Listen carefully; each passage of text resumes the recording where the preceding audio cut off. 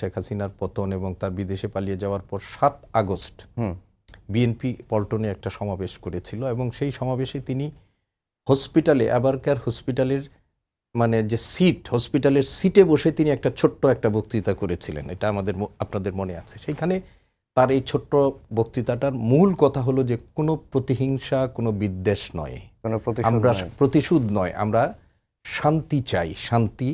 এবং তিনি বলেছিলেন যে সেইখানে সহমর্মিতার একটা জ্ঞান ভিত্তিক মানে সমাজ এবং রাষ্ট্র, জ্ঞান ভিত্তিক একটা দেশ, মানে এই কথাটা বলেছেন। এবং তিনি এই সময় এই কথাটা বলেছেন যে সময় দেশে কোনো ল অ্যান্ড অর্ডার সিচুয়েশন ছিল না, কোনো কিছু ছিল না।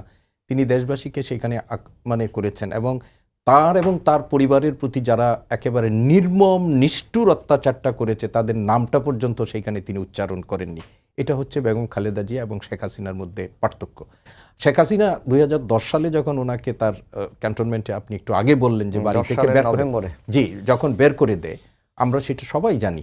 এবং তিনি বের করে দেওয়ার পর কোনো একটা সাক্ষাৎকারে তিনি বলেছিলেন যে খালেদা জিয়ার প্রথম যখন প্রধানমন্ত্রিত্বকালে ক্যান্টনমেন্টে কোনো একটা জায়গায় প্রবেশ করতে তাকে সেনাবাহিনী বাধা দিয়েছিল এবং সেই দিন তিনি স্থির করেছিলেন যদি তার হাতে ক্ষমতা আসে সেই ক্ষমতাটা, শেখ হাসিনার কথা বলছেন, হ্যাঁ শেখ হাসিনা বলেছেন যদি তিনি কোনোদিন সুযোগ পান তাহলে তাকে তিনি ক্যান্টনমেন্ট থেকে উচ্ছেদ করে ছাড়বেন এবং তিনি সেটা করেছেন।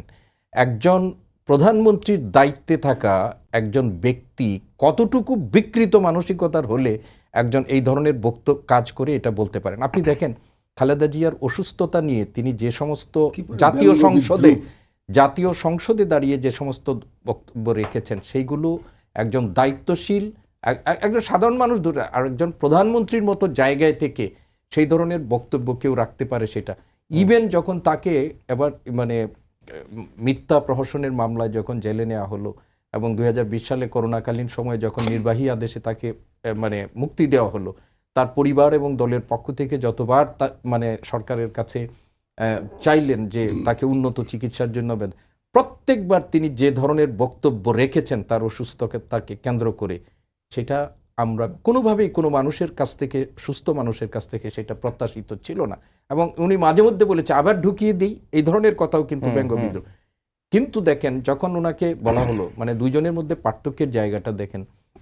বেগম খালেদা জিয়া এই দেশকে যে তিনি ধারণ করতেন তার প্রমাণটা দেখেন যে তিনি কিন্তু উন্নত চিকিৎসার জন্য বিদেশে যাওয়ার জন্য শর্ত হচ্ছে রাষ্ট্রপতির কাছে একটা মানে একটা ক্ষমা চাইতে হবে।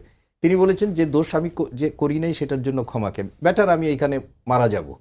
এবং এরপরে আমাদের অনেকেরই দেশের ধারণা ছিল যে এই পরিবর্তিত পরিস্থিতিতে যখন তিনি লন্ডনে উন্নত চিকিৎসার জন্য গেলেন, আমি অনেককে আমাদের কলিগদের মধ্যে বিশ্ববিদ্যালয়ে অনেকের মধ্যে যে উনি যাচ্ছেন আর আসবেন না, সেখানে তারেক সাহেবের সাথে উনি থাকবেন, তার পরিবার আছে। 2017 সালের না এই সর্বশেষ যখন 24-এর পরে যখন তিনি লন্ডনে চিকিৎসার জন্য গেলেন যখন, এবং তিনি যখন 2017 সালে মানে জিয়া অরফানেজ ট্রাস্ট মামলার রায় হলো তো 2018 সালের 8 ফেব্রুয়ারি এবং এর আগে তিনি 2017 সালেও লন্ডনে গিয়েছিলেন। অনেকেই মনে করেছিল যে তখন মামলাটাকে মানে ফেস না করার জন্য হয়তো তিনি আসবেন না এটা, কিন্তু আমরা বলছি যে সর্বশেষ যখন গেলেন গুরুতর লন্ডনে, যখন জানুয়ারিতে গেলেন, অনেকেরই ধারণা ছিল যে হয়তো তিনি আর আসবেন না, এখন চিকিৎসা নেবেন। কিন্তু যখন তার শারীরিক সক্ষমতা হয়েছে দেশে ফেরার মতো, তখন কিন্তু তিনি লন্ডনের এই জীবন যাপন করেন নাই, তিনি আবার দেশে তার নেতা কর্মীদের কাছে, দেশের মানুষের কাছে তিনি ফিরে এসেছেন